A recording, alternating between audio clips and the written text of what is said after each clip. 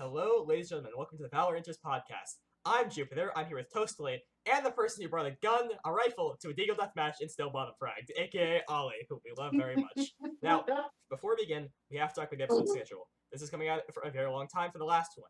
I've been getting Red Cross certified to be a lifeguard, and we've all been very busy. We want to do these more frequently, but it's tough. You're gonna have to bear with us here, guys. All right. So obviously I don't have shit to do. What? Okay. Right now, obviously, we're all anticipating the first major in Reykjavik.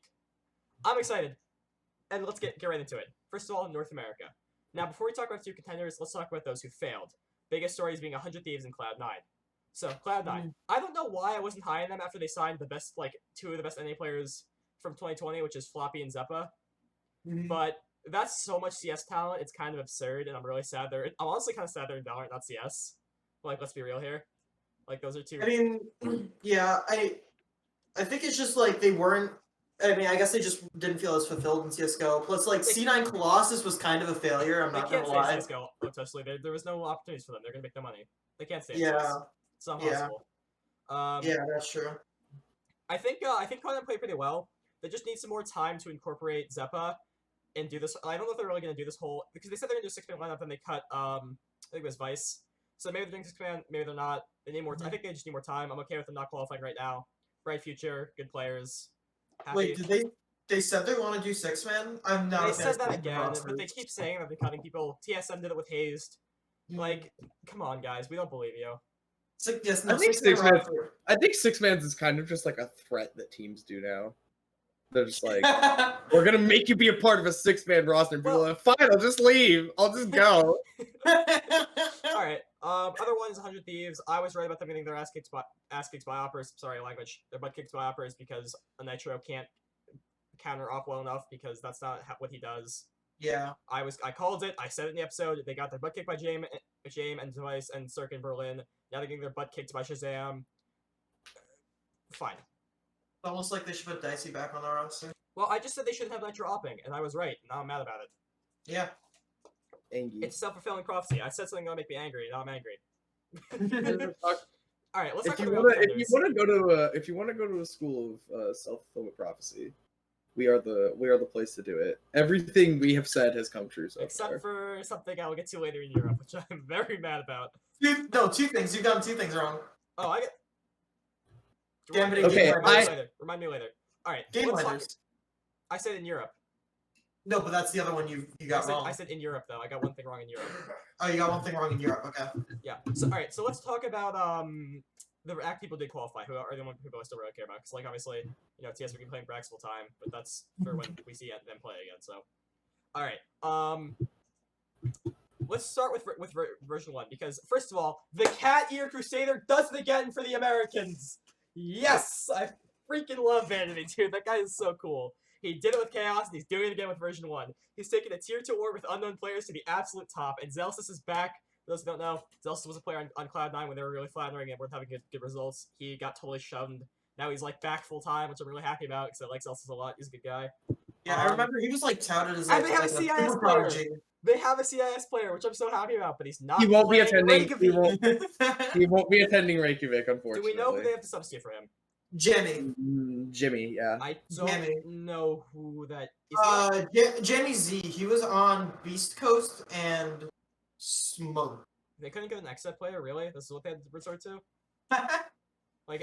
All of Exit's players were just standing there in the mouse pad work. Yeah.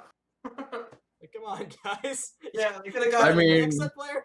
You don't think we did a Flippo wants to be this? Okay, well that's probably because it's probably just because of contracts. I'm sure they would have loved to have Thweefo or someone, but is that yeah, I feel like the loan process is way too difficult for them to have been able to do that. Cloud9 for that one. They probably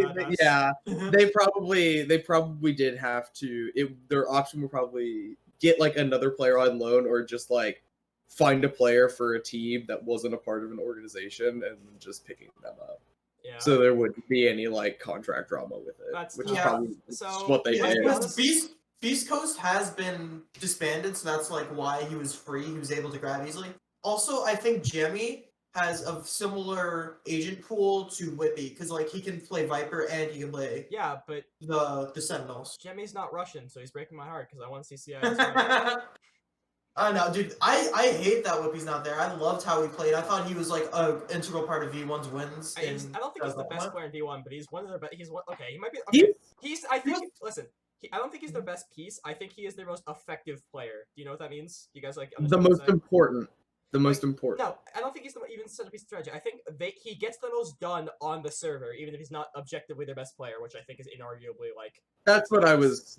Yeah, That's what I was No, trying. yeah, to I agree. was He that was he- like, He's the player who gets the most value out of what he's doing. Yeah. Okay, so that's what I was. That's what I was trying to. Did you say he's the most valuable player? MVP. Their Yeah. MVP? So. yeah.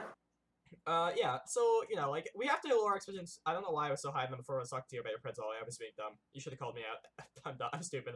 So we have to lower our expectations for version 1 a little bit.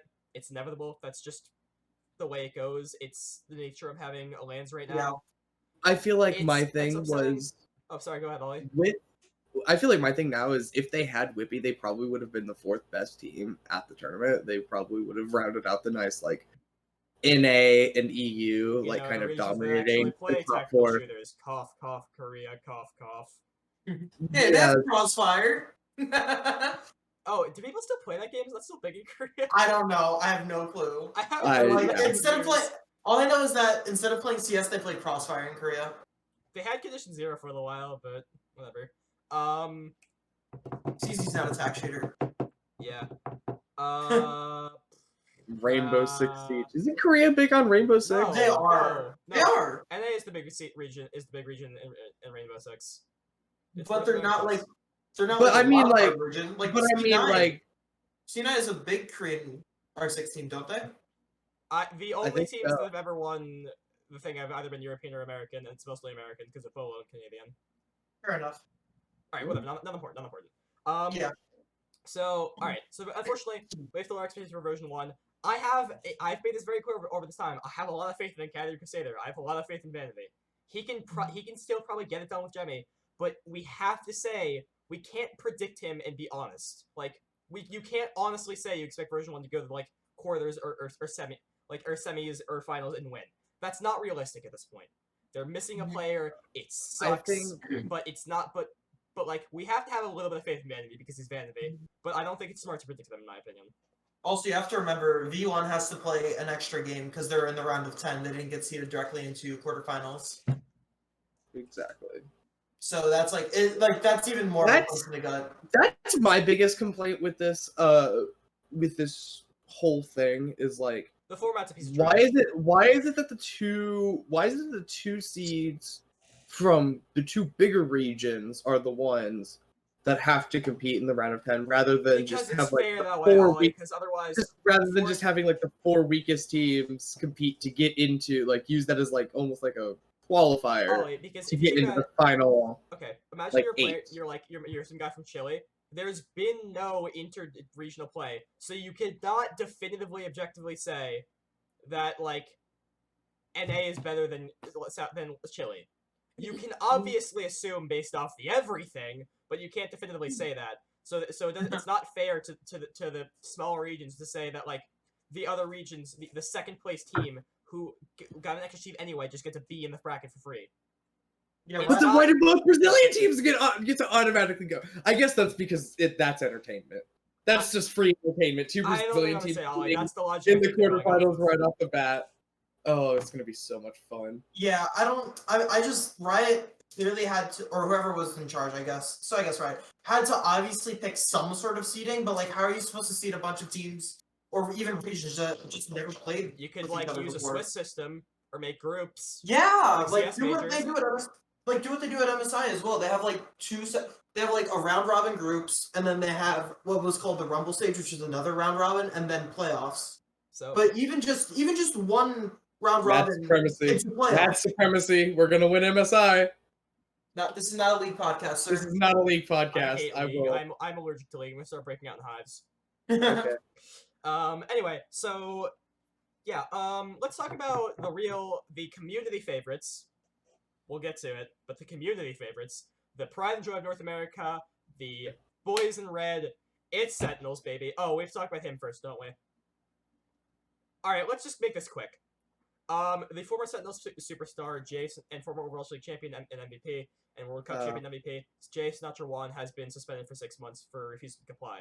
What that means is that he said he had evidence that would prove he did not commit the acts that his ex-girlfriend Cleo accused him of, but he said he would give him over, then he refused, therefore not complying with Riot's investigation. So they have suspended him for 6 months while they turn him over to authorities. Presumably, if the authorities continue the investigation past 6 months, he will be suspended further. Right now, he is not able to play in any Valorant tournaments that Riot, possibly at all, if Riot wants to be that guy, but definitely in Riot sponsored. So think of it like, so we can. There is a conversation we had, but whether or not that's harsh enough, that's fair. But for now, we just have to say that he can't play in anything, and this will probably be extended.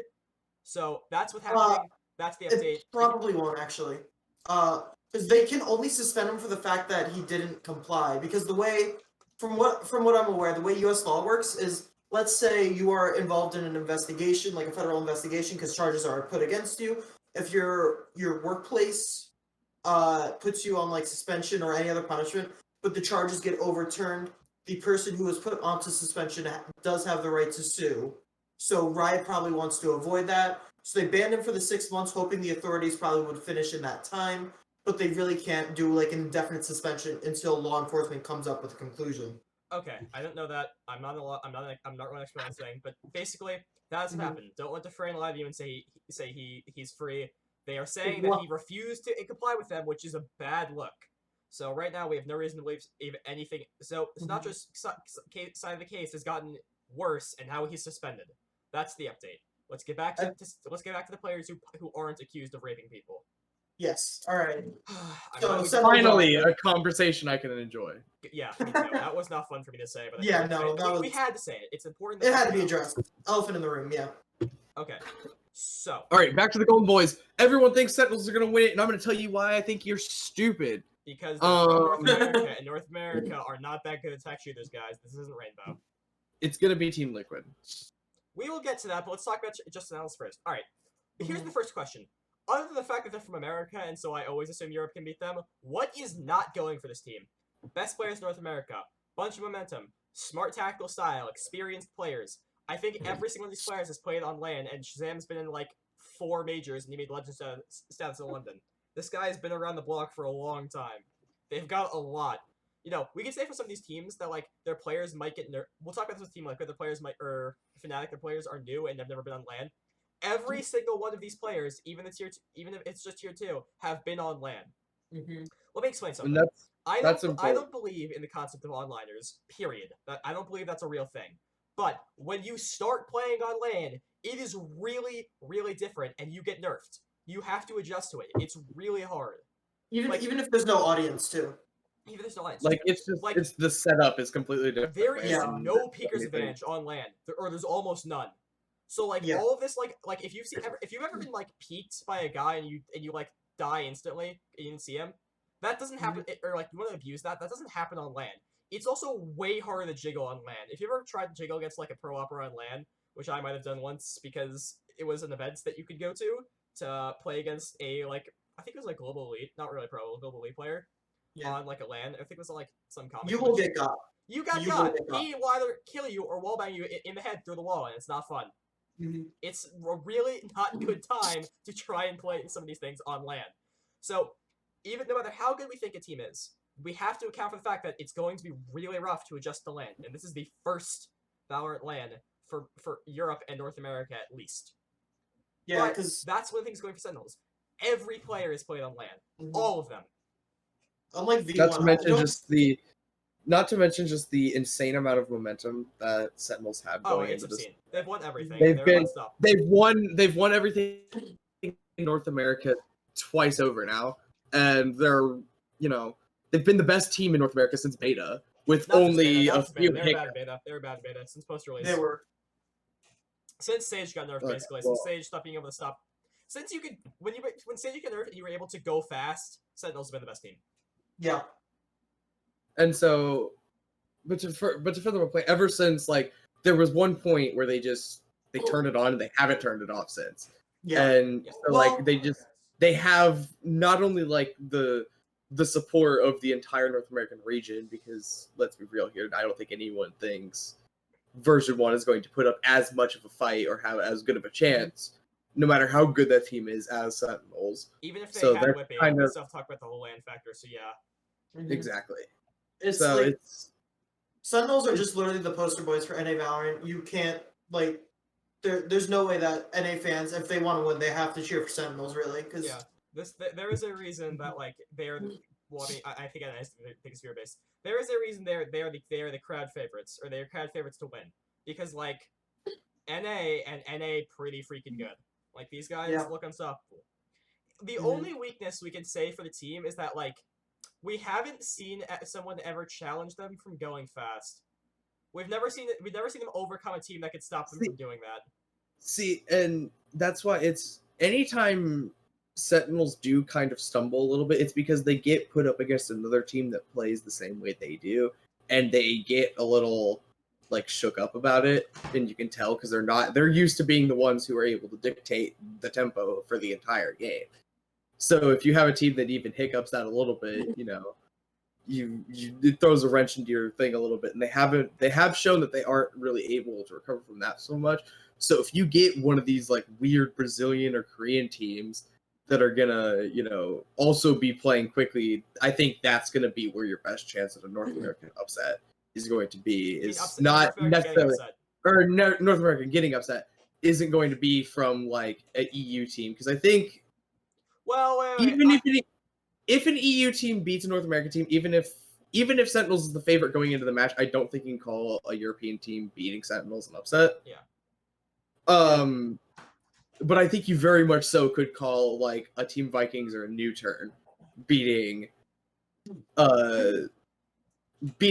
Sentinels an upset, and I think that those are the teams that we're most likely going to see that come from. So Yeah. I just want to point out that like so for these European players, like most of these I think are CS players. Like Scream's a CS player, Yampy's a CS player, Boaster was playing CS for a little while. He's not a CS player. Like, okay, when we're talking about European teams had to play against Furia, JW, and Fallen's IGLing. Europeans can handle aggression. Scream had to play in 2 separate grand finals against Fallen's teams. That was like the Luminosity SK core that won 2 majors. They didn't play slow. Yappy had to play against Furia. They've played against aggressive teams. They're not going to get phased by this. Like, but that's where the difference between European mentality is. The European mentality in a lot of tactical shooters games is, you know, wait for the first minute and 15 seconds of the round, and then everything happens. That's just the Russians. That's just Navi. That's just Navi. That's just not Spencer. That's literally only No, Navi. It's Gambit too. It's I say Gambit plays the same way. Okay, no, fair enough. But like that's a CIS thing, not a Europe thing. Basically, is what we're getting at. Europeans are just like, hey, Europeans just like, are you Scandinavian? Yes. Okay, do you win? Are you not Scandinavian? No. Are you French? Yes, you win. That's European CS. Okay. Yeah. Oh, that Envy roster. Oh man. Wait, the one with That Kenny? Envy. Yep. Oh my god. The one that won the The one with major. Kenny and Apex. The one with the major. Yep. You guys remember how in 20... I love watching old NV mods because Apex just dies every round, so Kenny gets spaced and Kenny just kills 5 people. It's like Apex goes 0-30 and Kenny goes like 30-0. It's just like great. Yeah. There was always the duplicity of it in you know, you'd have one player who was like top fragging and not dying at all, and you'd have one player who's just dying. And then everyone would there'd be one like right in the middle who like kind of did a little bit of both. Yeah, that's NBK. Basically, they do the same thing with Zyu and Shox now. Shox in the middle, and then Apex just dies for Zyu. Anyway, that's a CS conversation.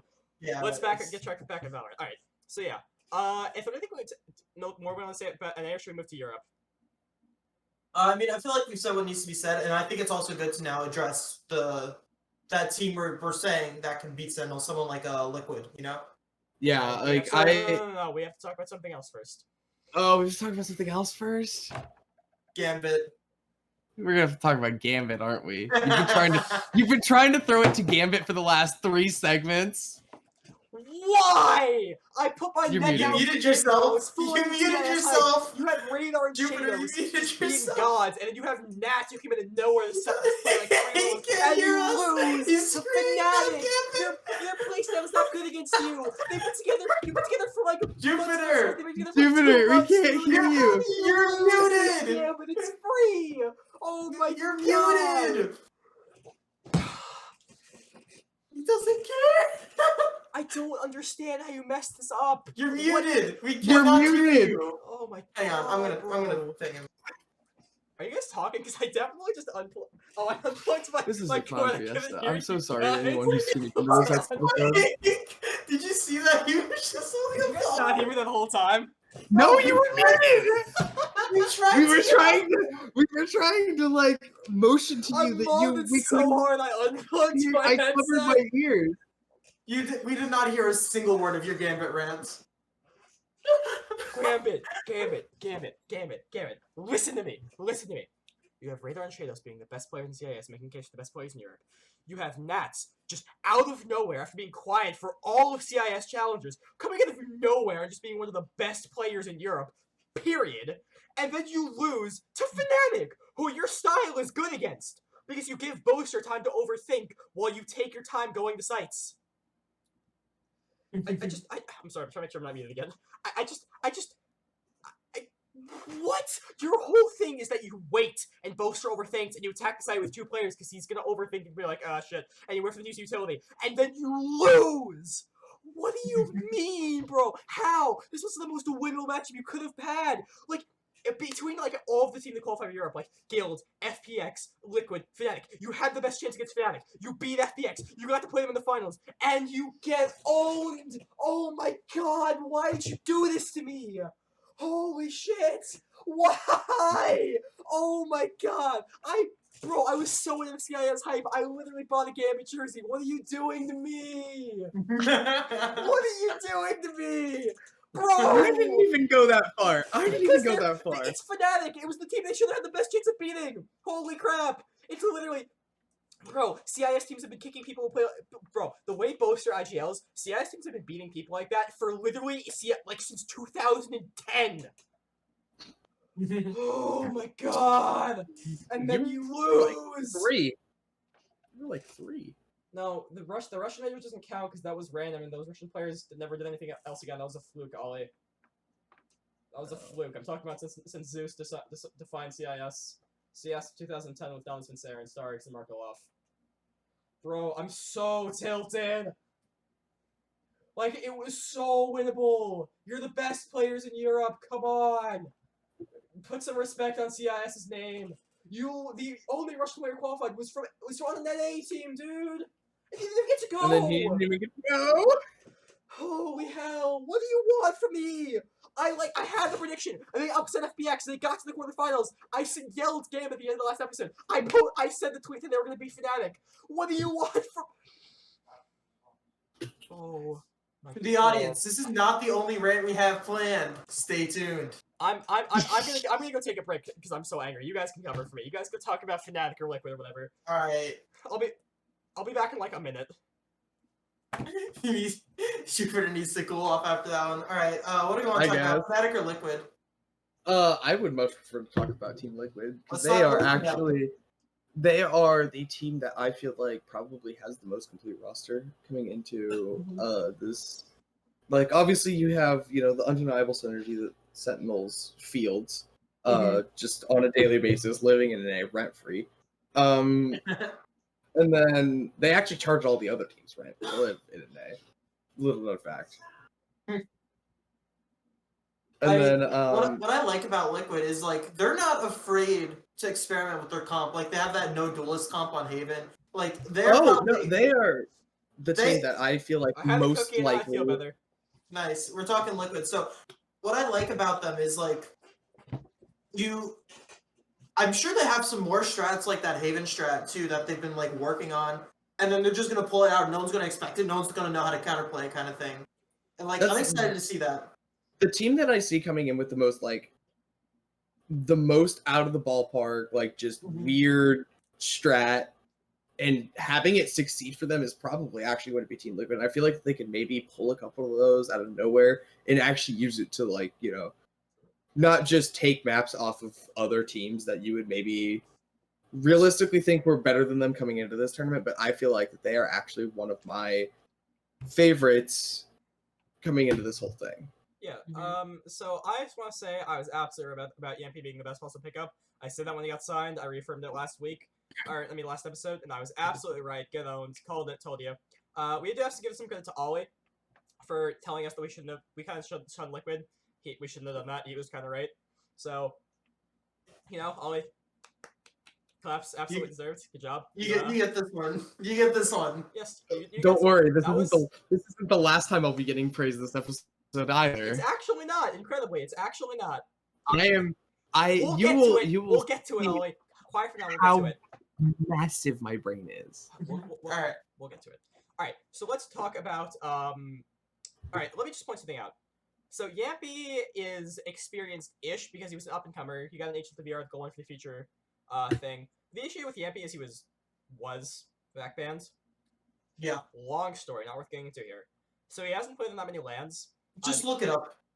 Yeah. Just Score look it up Esports has a video about it that is easy. Mm-hmm. Yeah.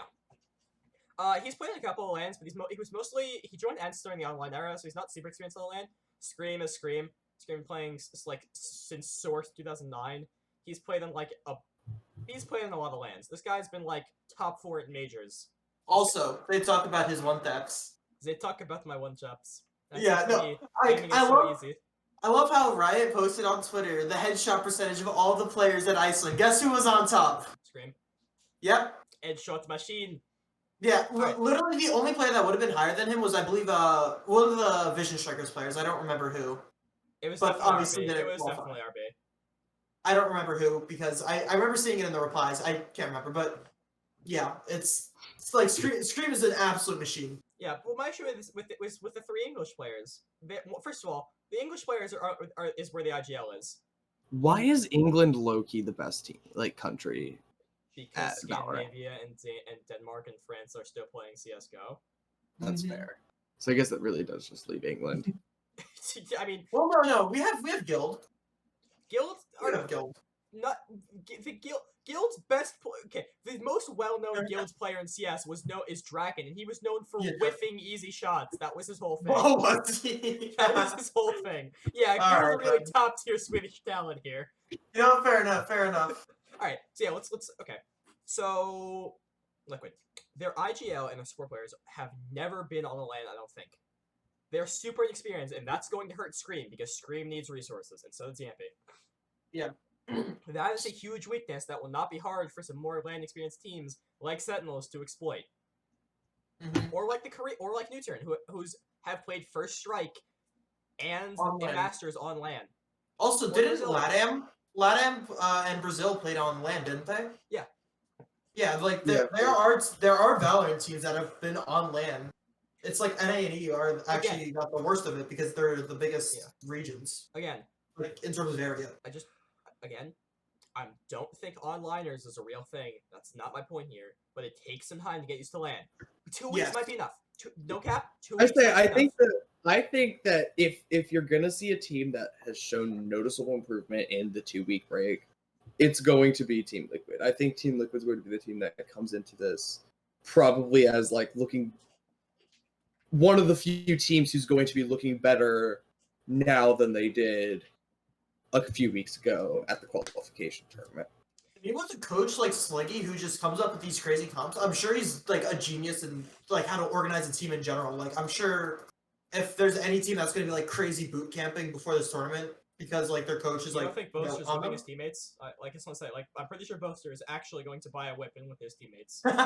It's Boaster. All right, let's talk about Boaster actually. So I just want to put this up. My tournament favorites and my prediction to win Reykjavik is Fnatic.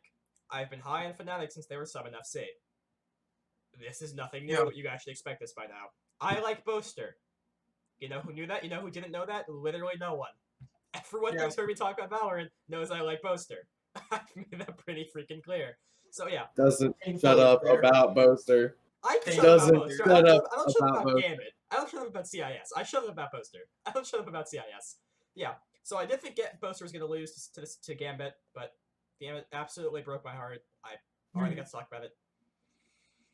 But like Yeah. no. So my only But if you're not sending Gambit, I think Fnatic is the next best roster to send from Europe. well, I mean, Like by far. yeah. So my only thing with Gambit right now, or Fnatic. Fnatic right now, they're on the brain all the time, guys. Every day, Gambit on the brain. But, Fnatic right now is that Fnatic, like, none of their players, not even Boaster, are that experienced. Like, I don't think any of these guys ever played a major LAN. So, like, it's not even like you have Scream and Yappy kinda teaching them how to play on LAN. They're figuring it out for themselves. I don't know if Boaster has, like, Smooya on call or something, but, like, I don't know if they even have anyone to talk to about, like, what it's like being on LAN, except for the Swedish players on their other teams. Like, I feel like Smoothie is not even that close with like Fnatic though. I feel like he's just closer to V1. no, Smooya... Because of what's his name? Smooya is British, yeah, Yeah. that's my point. Smooya is British. Fair enough. So yeah, so like, these players have not played. Like, okay, if there is a team that is going to giga choke at this event, it's gonna be Fnatic. At least like Vanity's playing in LAN, Zelsa's playing in LAN, like for the version 1 players, or like for these players in Fnatic, they could get like again online is a real thing. They'll get used to it eventually. But if a team is going to get crushed by the change from online to LAN, it's going to be Fnatic. That's a big risk. I think it's going to happen to a Brazilian team too. Watch them go down to a Brazilian team. Oh. Yeah. Watch them go down. Watch them go down to like Vikings. I think. He predicted his bracket and getting angry about it. We'll talk about that. We'll get to all his BS when we talked about Brazil. But basically, so yeah, like there's a chance here. I don't think it's a big chance. I still, again, like I said, Fnatic are my tournament favorites. But if we're gonna see a team that's gonna giga choke, it's gonna be FNC. Mm-hmm.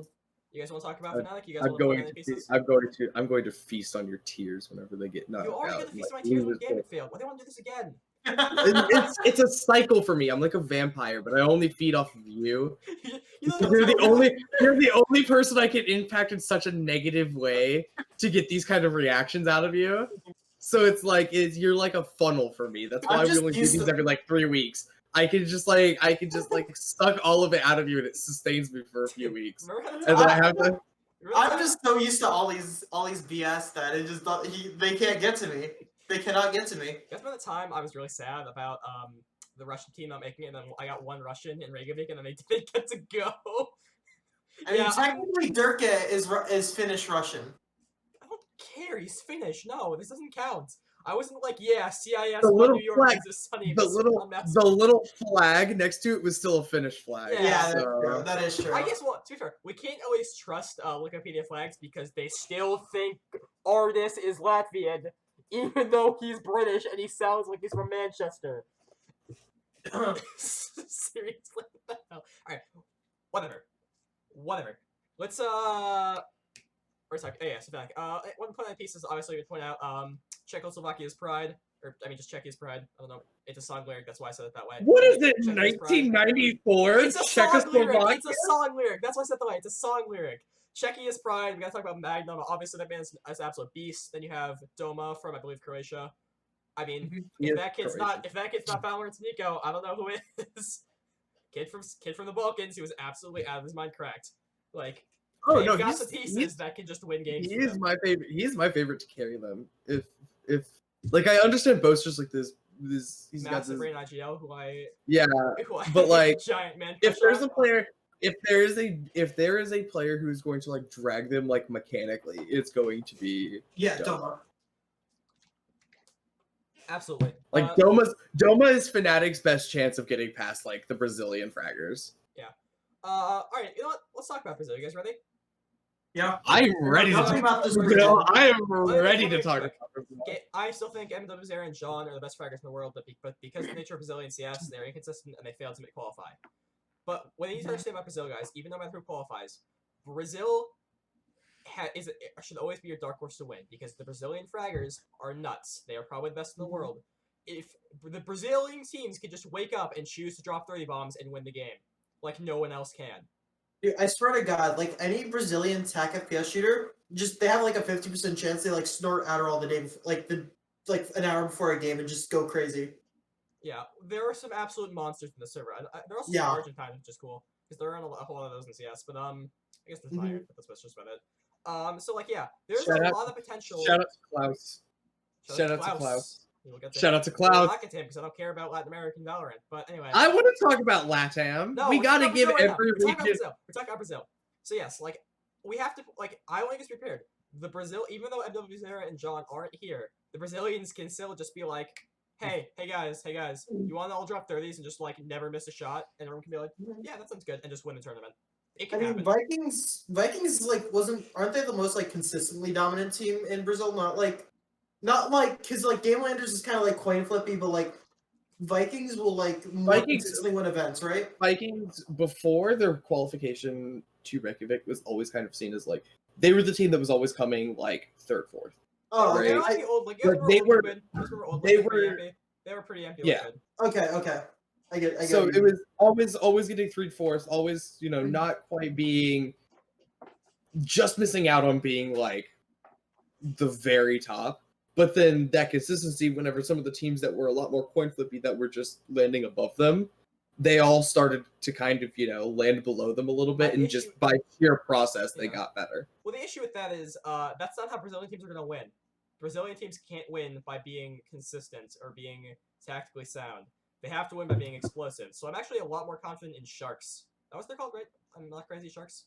Yeah, Sharks Okay, and Force. So I'm actually a lot more hyped than Sharks about Vikings. Because, yeah, Vikings still have monster fraggers, but not in the way Sharks have monster fraggers. Not in the same way. Sharks are a more explosion team. But it goes back to the whole thing of you can't really afford to be coin flippy on land. Like you can't like. I don't know if that's true. Honestly, I think land tends to make coin flippy players a little more consistent. We thought it with like Magis when he got to play when he like joined Astralis. That's a really rough two together, like basically. I mean, Yeah. Basically, a Danish player kind of online or joined the team, and then that team became the greatest of all time. Anyway, yeah. So like, I'm almost like a little more confident Brazilian teams on lane, honestly, because like I feel like lane makes you less coin flippy. It's just also just like like the thing with Sharks that like maybe Sharks aren't consistent and they like could just fuck up, but also just like Brazilian teams might just drop 30s, upset one team, and then drop out of the bracket.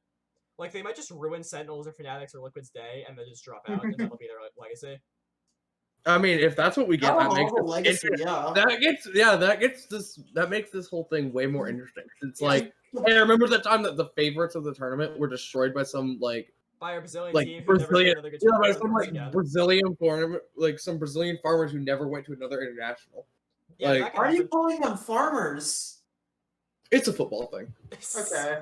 My only issue is I really don't want Brazil to be good because Brazilian fans are a nightmare. Like, that's why I want Brazil to be good. That's why I want to deal with those fuckers on Twitter. I want to see. I want Brazil, bro. Come to Brazil. Come to Brazil. Jesus. Oh God. Anyway. Troubadour. Like, I really like watching Brazilian teams. I want to watch these fraggers explode, but I don't want to deal with Brazilian fans. Oh.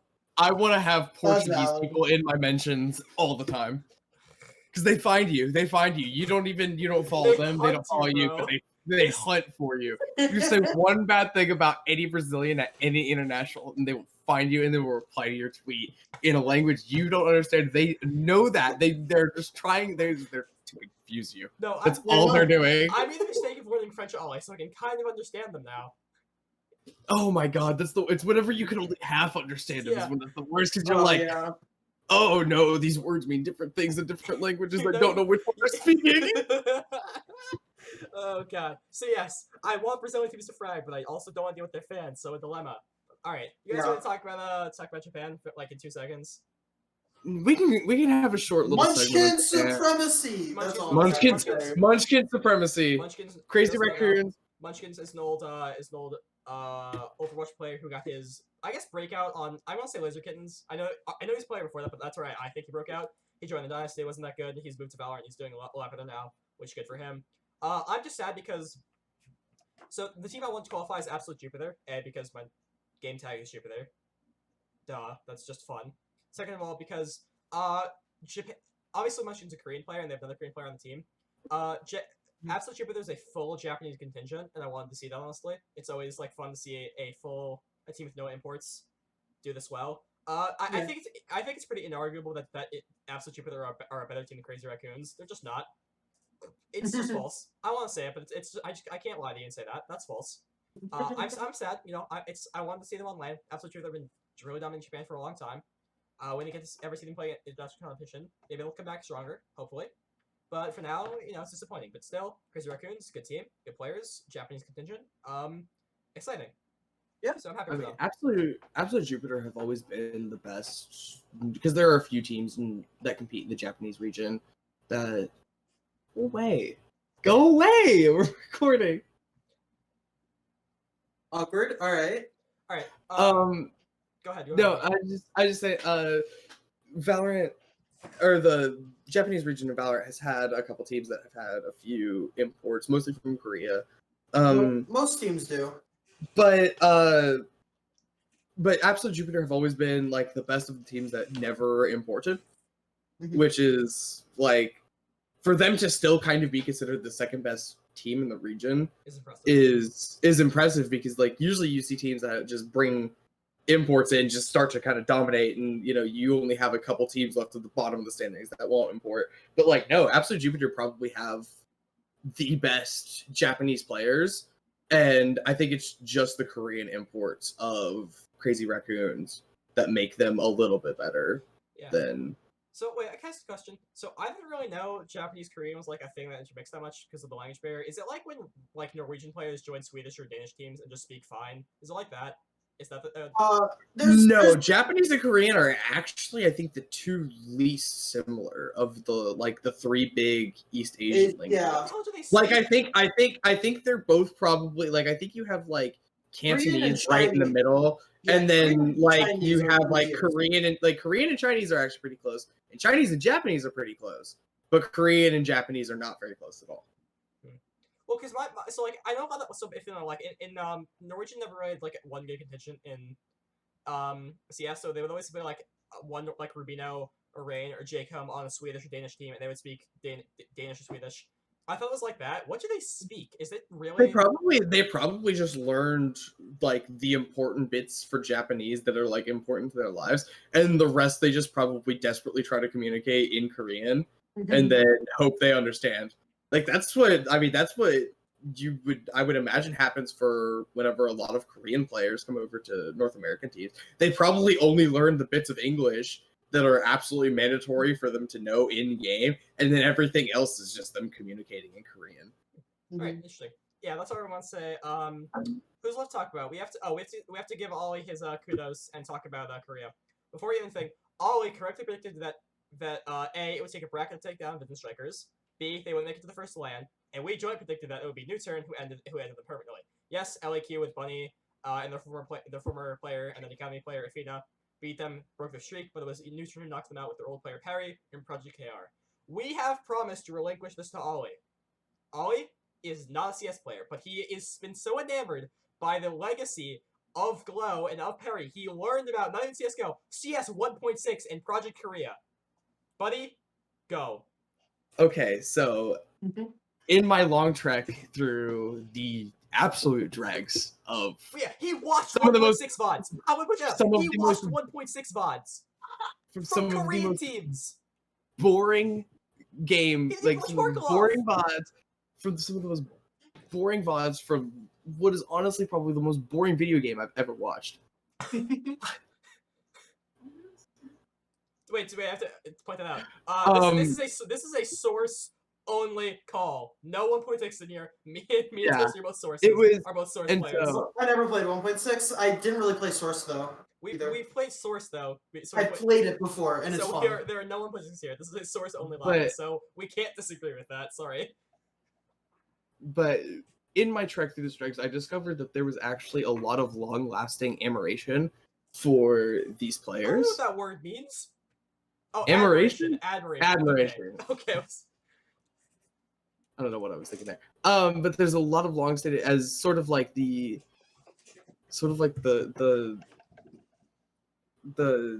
grandfathers for like making Korean esports, especially in first-person shooters. Before this, Korea was very much so only a they only really played like Dotas and Starcrafts and stuff like that. And those Yeah. were the games, and fighting games, and like those were the games that the Koreans were known for. But these players single-handedly like brought up this like big whole like generation almost of like future esports stars that wanted to play first-person shooters rather than the games that they had traditionally been dominant in.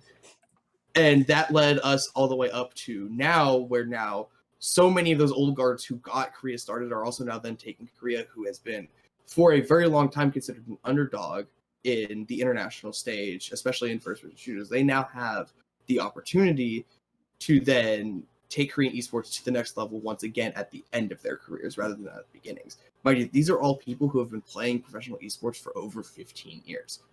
They're all in their early 30s whenever they started playing these games when they were just teenagers, right? These are players who've dedicated their lives to not just doing something that they love, but putting on a show for not just fans in Korea, but for fans worldwide.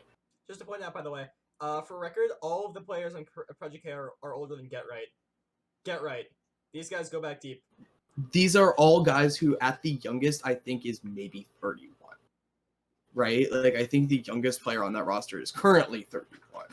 So these are guys who have literally spent the last 15 years since they were 15, 16, 17 years old just playing video games. And for them to be able to take Korea to the next level, I think as a Korean fan of Valorant, they should be excited because this is a team who legitimately has a shot to upset some of the top teams. This is a team that, has proven within their own region that they have the style and they have the fragging ability to take down teams that have looked unstoppable before. They can take down the Sentinels. They can take down the Team Liquids. They can take down the Fanatics.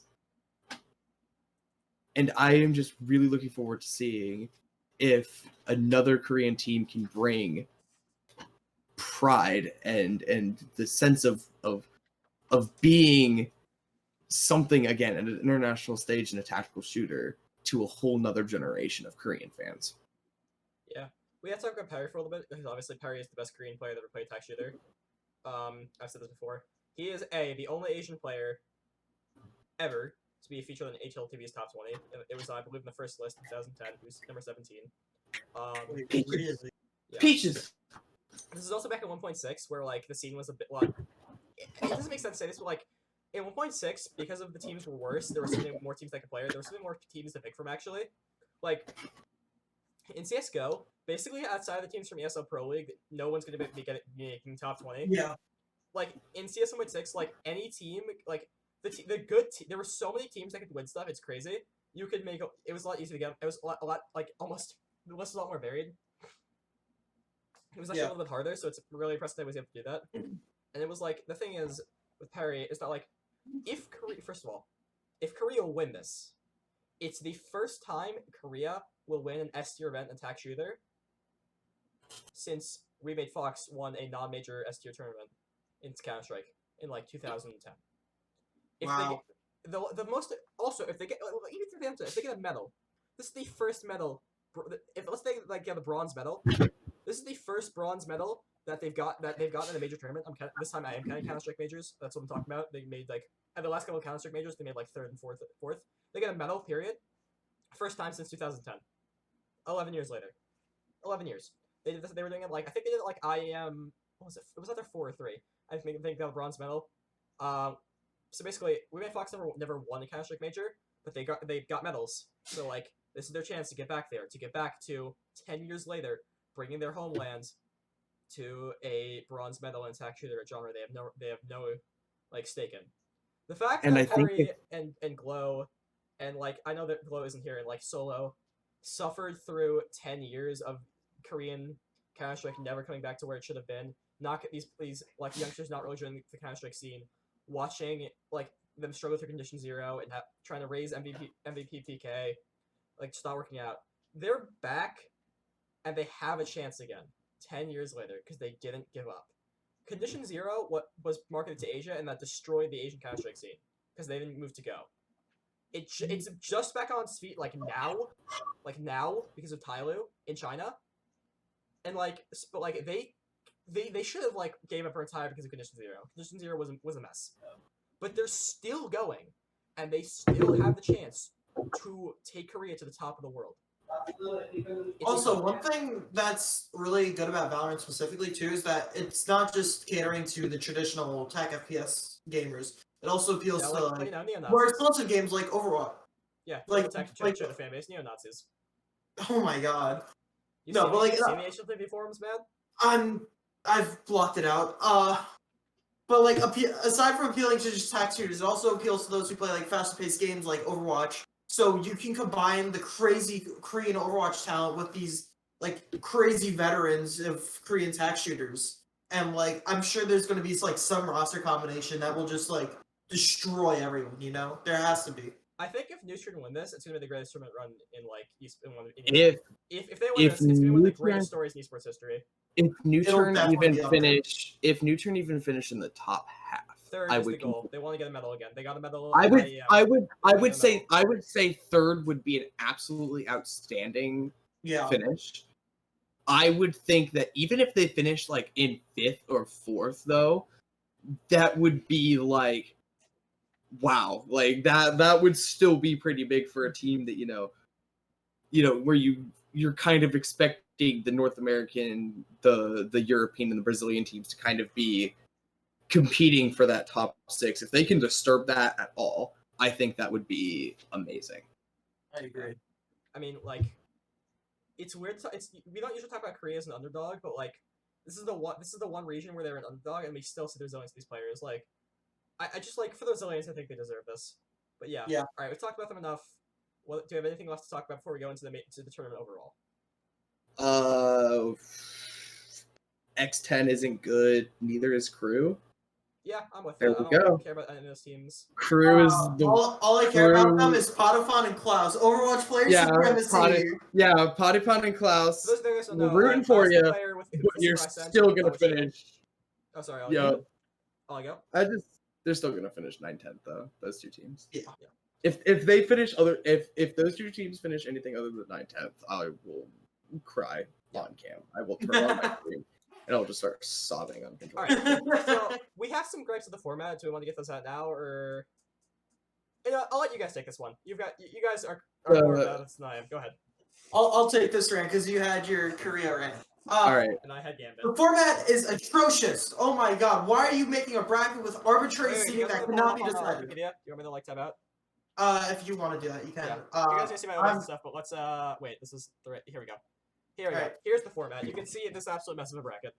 Like how are you able to see this and say that this is fine? Why are you not, especially for like the first major international Valorant tournament where you don't know the relative strength of regions? Like you can kind of predict it, but like you don't know definitively.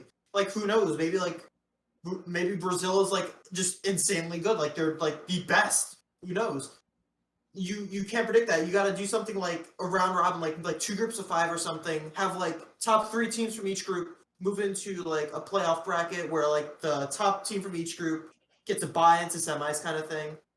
Like you can't just like say this is fine. Like I'm not gonna say it's like ruining the competitive integrity, but it's definitely not helping the competitive integrity of the bracket. It does not make sense to have the 2 seeds for the 2 strongest regions competing against what are arguably the 2 weakest teams right off the bat.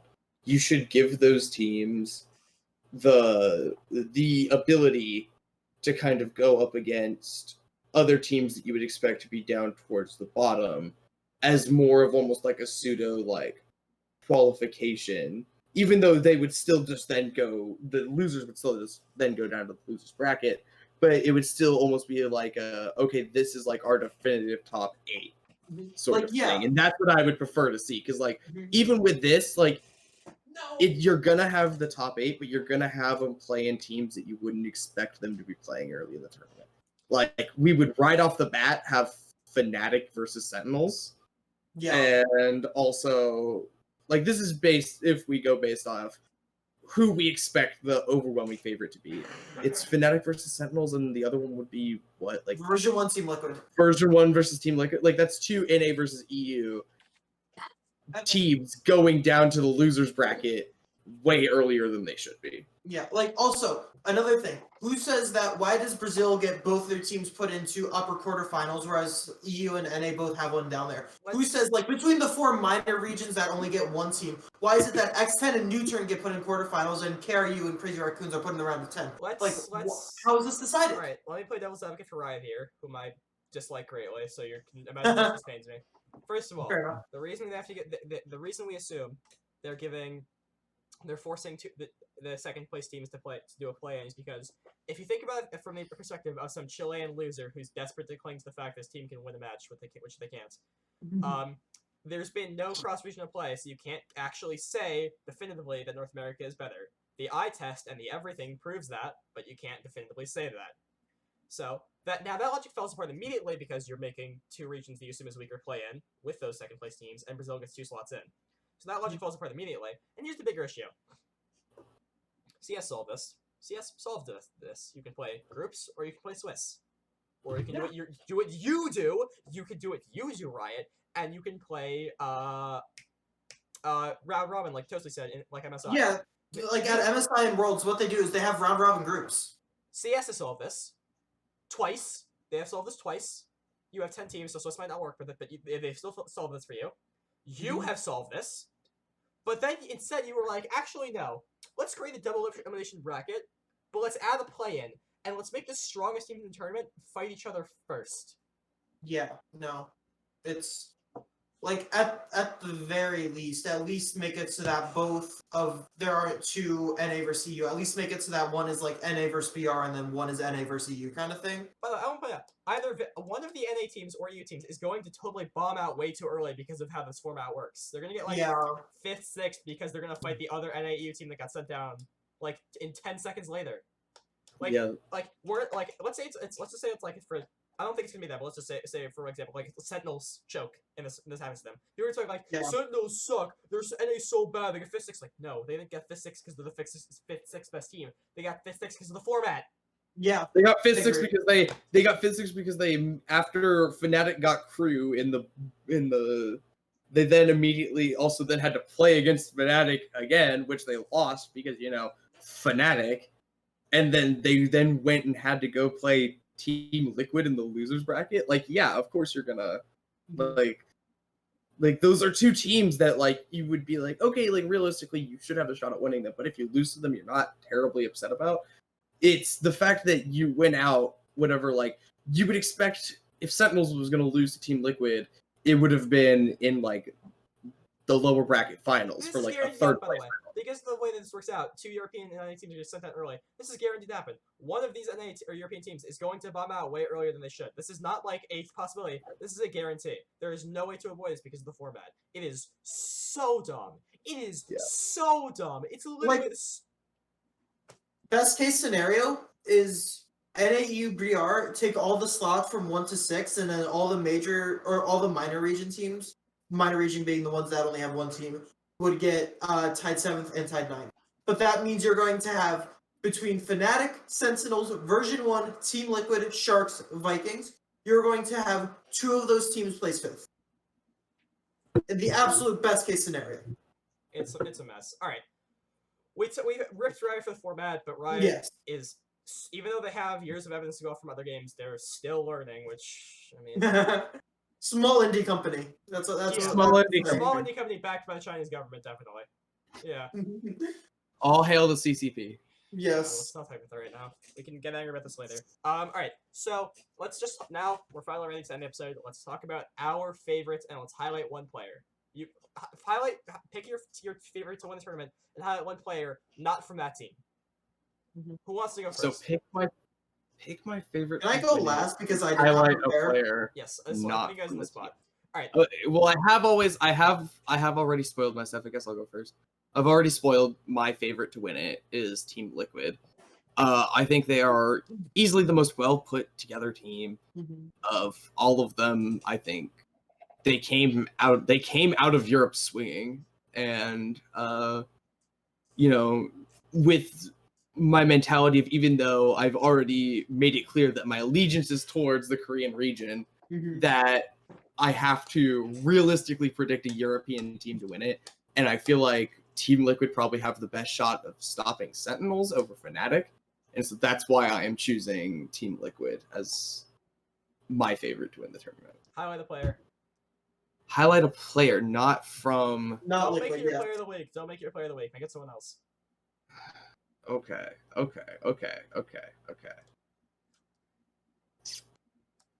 Well then, I was not prepared. I was not prepared to highlight a player. This was a curveball thrown on me. You literally said that.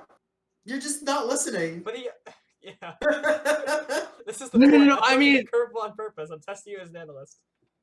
I mean, if I had to pick a player who I feel like has the most pop-off potential going into this one, it's gonna be Tens. Being kind of that star player for the team that everyone's looking forward to seeing the most.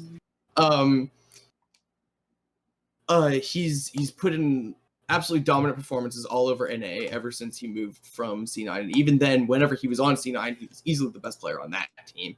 And everyone kind of thought like, oh, he's going to be on Sentinels, which means he's probably going to end up finishing or looking a little bit more mid than he did on C9, because everyone was like, oh, he's on C9, but we all know C9 kind of sucks right now. And so like he just looks really good because the rest of his team sucks and he has to carry them. But he still put in those carry potentials even whenever he was playing for Sentinels. And so that's just a really good sign that maybe Tens is probably going to be competing for easily the best player in North America and one of the best in the entire world. Alright, I guess I'll go. Give just a little more time. Alright. Listen, everything else, guys. I'm a homebody. I love America. I love the United States of America. I really love the RNA players. But I cannot in good conscience tell you that I expect the American teams to win. I want them to, because I love America and I love NA esports, even if I complain about it nonstop. Yes, Ollie, but that's also an American-made clip by a movement started by Americans and there's just in their country, which is why I love this country, because we don't take things lying down. Exactly. All right, go on. So Go I on want about them to your win, team. but I can't, in good conscience, as an analyst, tell you they're going to. But yeah, it's Fnatic. They're my favorites. I've said this before. I think Boaster is the best IGL in the world. I think him and his coach have amazing tactics. Magnum is a monster with an eagle. Doma is making if they win the tournament like I expected, Doma's gonna be the MVP and probably the best player in the world playing against when he's a little older, if he's not already. If he's not already. Their other pieces like Durka are still cracked. They're still excellent pieces for most of them with their chessboard. They're consistent. They seem pretty calm. They don't get tilted easily, and they're just like strong, supportive players. There's no weaknesses in this team. Boach's IGLing is solid. He's innovative. He's creative. They know how to change stuff up when thrown to them. They have no clear weaknesses to exploit. Tough. It's a really tough matchup when you're playing against Fnatic. It's like there's nothing you can do to just be like, this is a weakness, let's push that. Let's push this guy on this site. No. Or let's run these tactics. Boaster will outsmart you. It's really hard. It's really, really hard. Now, the player of the highlight, which cannot be from Fnatic because the rules are set up, is going to be Yappy.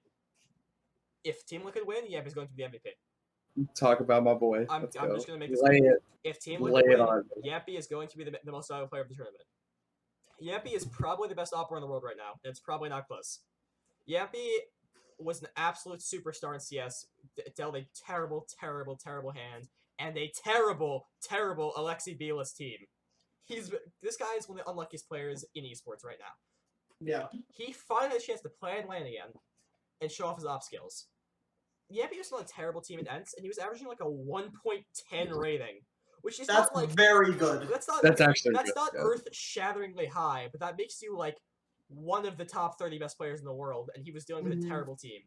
Yeah, that's Yappy probably could have been top 20 if Ents didn't suck. No cap. yeah. Or if it was left to play in majors and Ents didn't suck, he probably would have been top 20 last year on the HLTV rankings. Yappy is a nutcase. And now he has a strong. And now, first of all, like, they could just put him where he wants to be because they have another monster fragger in Scream. So if there's going to be an MVP in this tournament, it's going to be Yappy. This is his chance, and he is not going to let it go to waste. All right, Toasty, are you ready? Do you want me to talk about Yappy? Yeah, no, I got it. So so I'm one who's known for making kind of stupid hot takes when it comes to predictions. As I'm sure Ollie can attest. Gambit like an idiot. That's what happens. This fool's gonna predict Sentinels watch. Sentinels watch. As much as I would love to say, I would love to see version 1 do something, I cannot say that in good faith without Whippy, unfortunately. So yes, I am going to say Sentinels. They're USA. USA. yeah, no, USA. they're NA's pride of Valorant. I as much as I would love to make like some sort of spicy hot take, I don't know enough about any other regions to say something confidently. So I'm just gonna go with the safe choice. I'm gonna say Sentinels because they're just dominant in NA. Like aside from that, like one hiccup versus BBG, they've been like consistently dominant. We have like I have said that even though I have belief that Europe is the stronger region and thus will win the tournament, we have made it abundantly clear that on paper the strongest team right now is Sentinels. Yeah. Yes. So like if you are to like say like what is the team that if this was in a completely isolated environment, which one are you going to put all of your money on? Sentinels is the play to make. If you are in Vegas betting on Reykjavik, put your money on Sentinels. That's the objectively correct play. No, yeah, like if CSGO wasn't a game, I would have predicted Sentinels for this tournament. But I have knowledge that you don't, in that I've watched these guys play. Europe is better even if Sentinels is the better team. Like it's gonna come down to like 2019 MSI, like NA and Europe were fighting, but the fifth best team in Korea would have crushed the fifth best team in North America. It's like that. Exactly. It's like it's coming down to it. The best team. Oh my God, why have you guys the best given me team in Europe is still going to be the best team in Europe is still going to beat the best team in North America. But like when it comes to Sentinels though, they're more flexible than like people think. Like because normally you'll see like Tens sick on Duelist, Shazam on the Sova, Zoms on Smoke, Sapper on Sentinel, right? But if they want to put, if they have shown Sick is able to flex, and then they can put Shazam on the Jet, and then they can put like Tens on like Arena. They're Zoms solid player, Dapper very good Sentinel player, and just Tens and Sick are insane duelists. So like I think that's why on paper they're probably the strongest roster on paper. As for how they turn out, I don't know. My highlighted player, I was gonna say Yampi, but Jupiter jacked it, so I will say Scream. Just because if it's not Yampi who's the MVP for Liquid, it's Scream. The man's insane, like mechanical warlord of attack shooters. Like literally, they talk about my headshots is not a joke. It's like, as much as a joke. He only clicks the head. He only clicks on the head. Until Bit this year. By the way, Scream is like a veteran player. He's been playing since the start of Go. He has a ton of maps under his belt. Until this year with Bit, and this isn't gonna last because he's been playing against a lot of tier 2 competition with Navi Jr. So basically until this year, he has not been beaten in headshot percentage. It hasn't happened until this year, and it's not gonna last. The Twists was hitting nonstop headshots, and he had an entire era where he won 5 straight S tier tournaments and won a Grand Slam. Didn't beat him. Yeah, like it's obscene. No, he's probably the most mechanically talented. Like I want to emphasize this. I don't know if I mentioned this earlier in the cast, but Riot posted a bunch of stats on Twitter about all the players who are going to be coming to the tournament based on like how they did in their challengers tournaments, right? When it came to headshot percentage, guess who was at the top? Ding ding ding, Scream. Like the man is just physically just the best player. Like when it comes to pure raw mechanics, we cannot stress that enough. Like I think the only player that would have dethroned him, I remember seeing in the comments, was one of the players on Vision Strikers. I don't remember who, but like it would have only been like 1% higher than Scream. So like you still have to remember that means I think Scream had like a 38% headshot percentage, which is like mind you, 20 is godly. Having a 20% headshot hit rate is like absolutely godly. Having almost 40 he's doubling it. Is nuts. He's almost doubling it, by the way. Almost just casually doubling it's really good. Yeah, like a pro player should see themselves hitting between 10 and 15%. Oh, like an absolute like cracked out gamer will hit 20. This guy's hitting 40. Can you check Nico's headshot percentage on HLTV for record? Can you go do that? You know how? What am I looking for? Go to Nico, go to stats, go to headshot percentage. The Bosnian Nico. Yeah. While we're doing that, we can get back to this. I have to point out, we are even though we're not doing this weekly, we're still doing who Ollie is simping for this week. Ollie. Who is Ollie simping for this week? Ollie, I don't know if you remember this, Ollie, but I'm gonna tell you who it is because the more you're gonna forget, and I'll say what you want to say. A certain very storied player is leaving his only ever Valorant team. He is best known for leading them to a 106 match day win streak. Ollie? Unfortunately, So you know what, this is an important, so let's just focus on Ollie's thing. Sorry. Nico's headshot Vision percentage. Strikers let go of one of, if not the most storied player in the very short lifespan of Korean Valorant. He's also like Glow. started in Korean. He's also factory. storied in just Korean esports in general. He's one of Mhm. the one of the greatest Korea will ever produce. And unfortunately, he did end his career as a player whenever his team did not make it to Reykjavik. I do hope he still finds a home somewhere in the Korean or wider international esports. He said he was scene. retiring. Like retired from esports fully. I think he said he's like retired is what Vision Striker said. Oh well. Yeah. Whatever he does next, I hope he finds happiness. And you know, it's sad to see a legend that, you know, a lot of people looked up to for a very long time go, and it just won't be the same without him. Glow, I'm gonna make a comparison to someone also very dear to this podcast specifically, very near and dear to our hearts, and also to a lot of people's hearts. We were gonna remember. Every esport starts with an incredible win streak. Nip 87 no, Vision Strikers 106, and Envious in Overwatch. We're gonna remember Glow like Dennis Internet Hulk Hebelka, an unbelievable leader who led a team and built an esport by having an unbelievable dynasty. His players, much like Internet Hulk, are probably going to outlast his individual impact.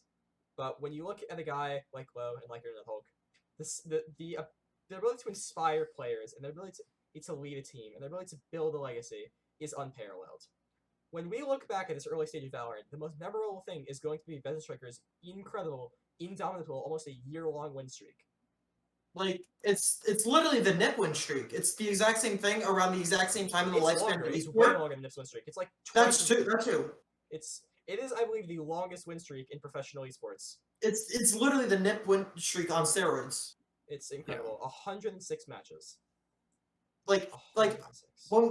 one thing that's important to remember: Nip's 87-0 is 87-0 on maps. Vision Strikers is 106-0 on series. Also, Nips is the caveat of only being on LAN. They got beaten online. Vision Strikers have played both online and LAN. Unstoppable. Yeah. Glow was at the center of it all. Whether it was in 2010 leading Project Korea and leading Korea's only S-tier tournament victories in tech shooters, whether it's now leading Vision Strikers being the best team in Korea for a long time, building a dynasty, the Horatian Feathers, they tried to beat him.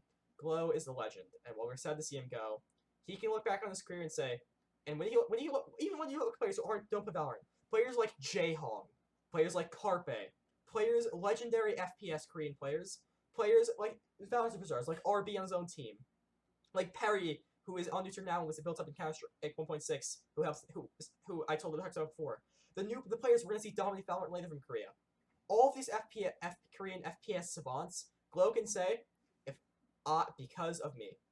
I'm gonna be honest, probably the best Korean FPS player of all time, which like FPS total, hack, whatever, Eska, probably wouldn't be in our hearts as the way he is if it weren't for Glow.